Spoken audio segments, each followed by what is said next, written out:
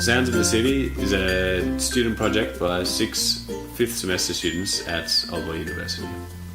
The idea is to preserve stories, for example, anecdotes that were otherwise forgotten and not readily available. These anecdotes might be forgotten in a city of change.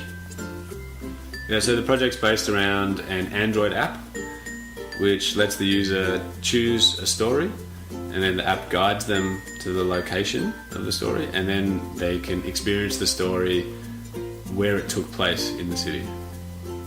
So to find out how to present these stories, we conducted an experiment where we looked at 4 different presentation methods.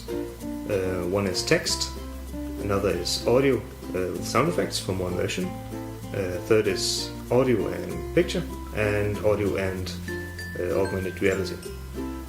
Yeah, and so based on this experiment, we ended up choosing audio to present the stories. The experiment didn't really show so much difference in between the methods, but we felt that audio fit the best for this project.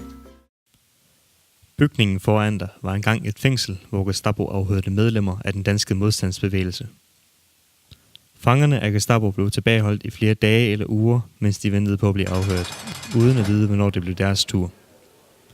En af fangerne hed Grete Nielsen. Hun arbejdede sammen med modstandsbevægelsen for at indsamle information om ammunitionstog og andet tysk aktivitet.